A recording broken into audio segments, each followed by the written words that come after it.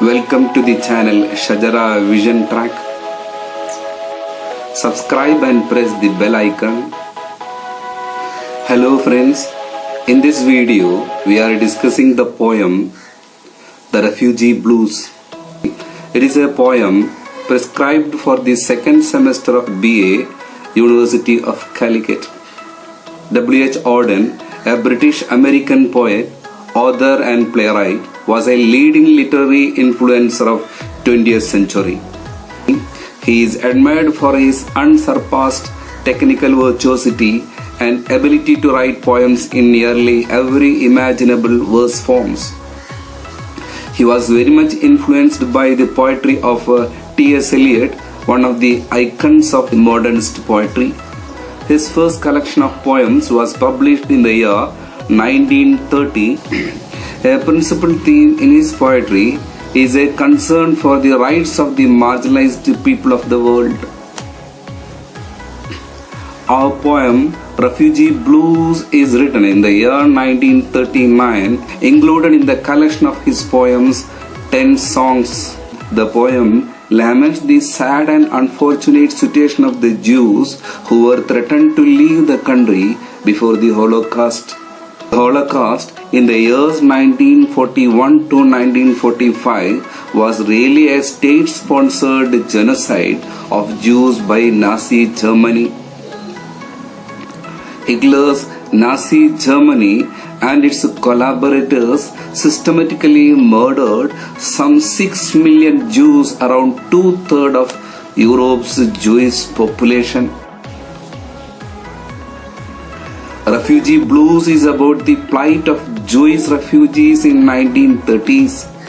When the poem was written in 1939, millions of Jews were trying to flee Nazi Germany.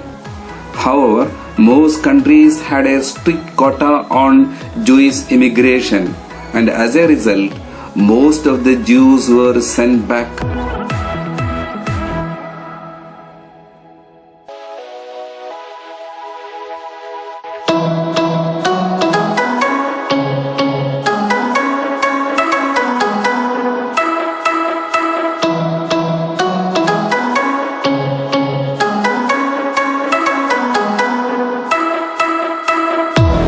The speaker of the poem is a Jewish refugee who is addressing his beloved about the terrible plight of the refugees of the world.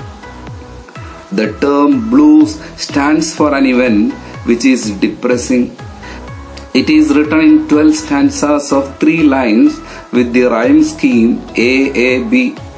The repetition of the phrases of the last line of each stanzas and the use of the word "my dear" make the poem really touching and emotional.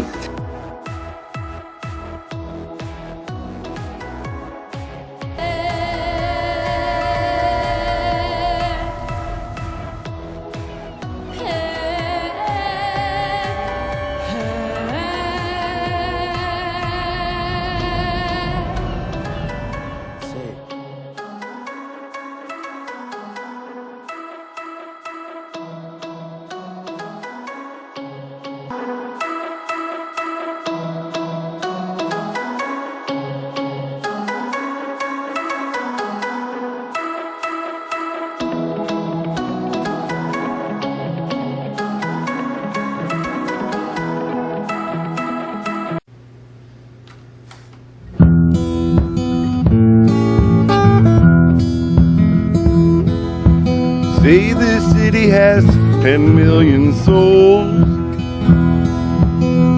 Some are living in mansions, some are living in holes. But there's no place for us, my dear, there's no place for us. Let us say there are 10 million people in this city. Some are living in mansions, some are living in slums. But there is no place for us to go. But there is nowhere for us to live, my dear. There is nowhere for us to live.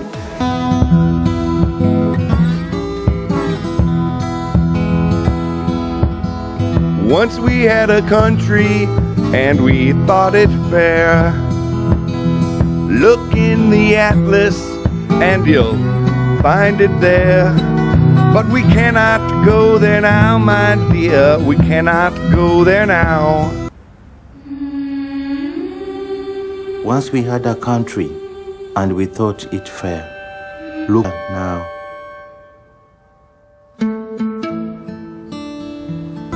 We the Germans have no place to go.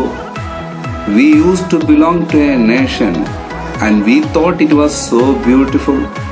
If you look in the atlas, you will see it. But we can't go there now anymore, my dear. We can't go there now anymore.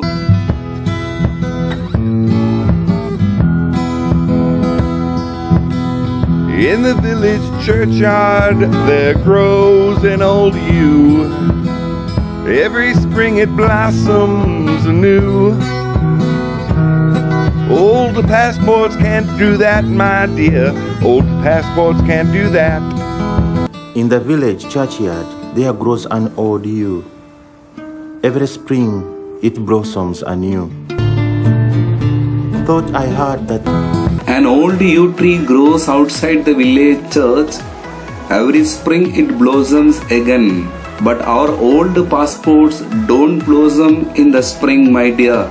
They don't blossom in the spring. We cannot renew our passport.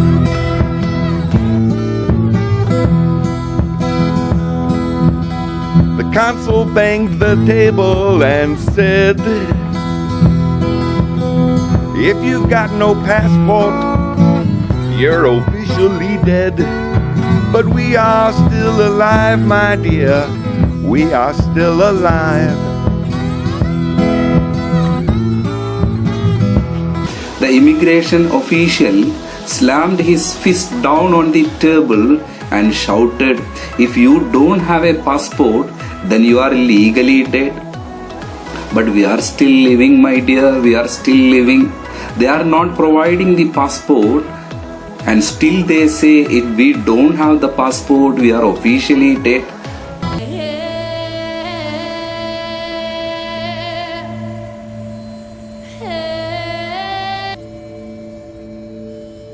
Went to a committee, they offered me a chair, asked me politely to return next year. But where shall we go today, my dear? Where shall we go today? Then I went to a committee for help and they told me to take a seat. Then they asked me to wait until the next year. But where will we go right now, my dear? Where will we go right now? Came to a public meeting. The speaker got up and said, if we let them in, they will steal our daily bread. He was talking of you and me, my dear. He was talking of you and me. I went to a political rally where the speaker said, if we let the refugees enter our country, they will take our food. He was talking about you and me, my dear. He was talking about you and me. Thought I heard the thunder rumbling in the sky. It was Hitler over Europe, saying they must die. Oh, we were in his mind, my dear. We were in his mind. They were afraid that they would lose their jobs and thus their bread. I thought I heard thunder in the sky. It was Hitler above Europe saying they must die. He was talking about you and me, my dear. He was talking about you and me. It was the announcement of Hitler that we should die. A poodle in a jacket fastened with a pin saw a door opened and a cat let in. But they weren't German Jews, my dear. They weren't German Jews. I saw a poodle dog wearing a jacket fastened with a brooch. I saw a door open to let a cat in. But these were not German Jews, my dear. They were not German Jews. These dogs and cats are permitted to enter anywhere, but not the Jews. They were not at all granted permission to enter anywhere.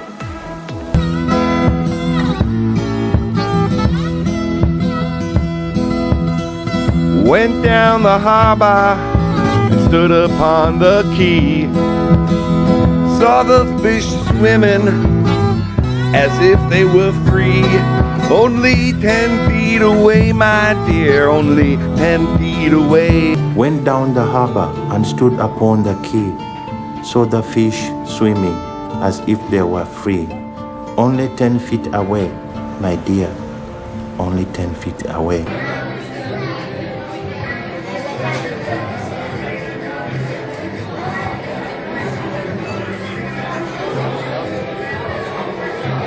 I stood on the pier down, the supporting structure down at the harbor. I saw the fish swimming there and they looked free enough. They were only 10 feet away from me, my dear. Only 10 feet away. They can swim and do anything they like. No political leaders will come and stop them.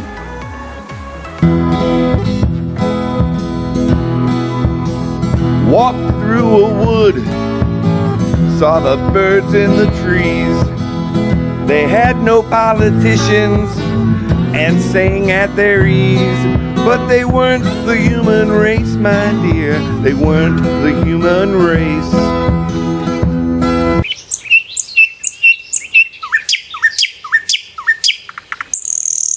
I went for a walk in the woods and saw birds in the trees. They don't care about the politicians.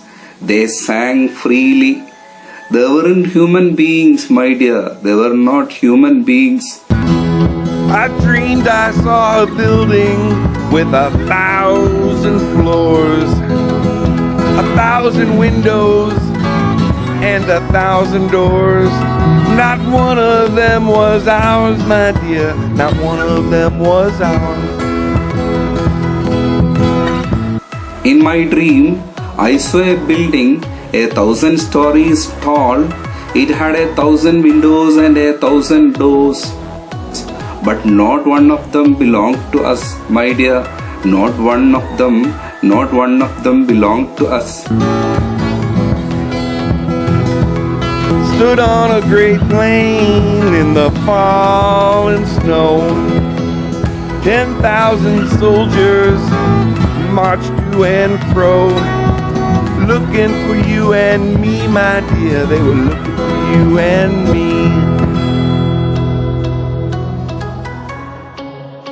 I stood in a big field in the falling snow while 10,000 soldiers marched back and forth, looking for us, my dear, looking for you and me, looking for you and me.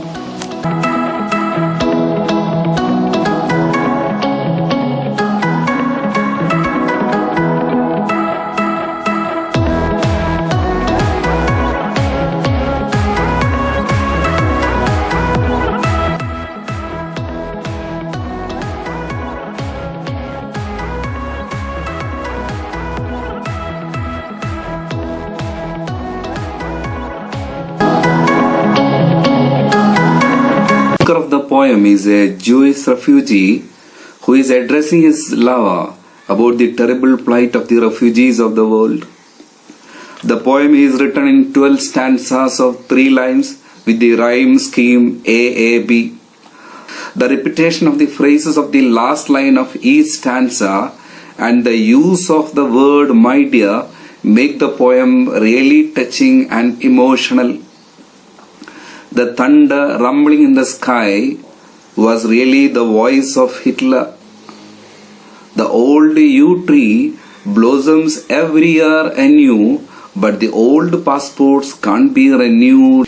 The political rulers of other democratic countries to which the refugees rushed were not willing to accept them. They were afraid that they would lose their jobs and thus their bread. The birds have freedom, can do anything and sing as they like. but human beings have nowhere to go. We also see the use of hyperboles in the poem. Hyperboles means the exaggeration of ideas, just like the thundering voice of Hitler over Europe, the building with 1,000 floors and 1,000 windows. The poet also feels jealous of the fish which are free to swim where they like. We see the beautiful animal imagery in the poem: birds, poodle dog, cat, fish. They really enjoy life. Then to speak of his poetic style, we see the repetition of the last line, the very impressive use of the word my dear, the rhyme scheme AAB, and also the meter of the poem, which is that of the poems of the American blacks. The poet is dreaming of a building with 1,000 floors and windows, but he saw thousands of soldiers are marching to and fro, looking for the people like him. The poem conveys the horror of the war and xenophobia. Xenophobia means some kind of dislike or prejudice against people from other countries. When the poem was written, anti-Semitic feeling was at its peak in Germany. Anti-Semitic feeling is actually having or showing a strong dislike to Jewish people or treating them in a cruel and unfair manner. We see the cruel face of the politicians and also the cruel attitude of the society, which always speak of the universal brotherhood. I hope you have understood the poem in detail, and if you have any doubts and queries to be cleared, please drop it in the comment box. Okay, thank you.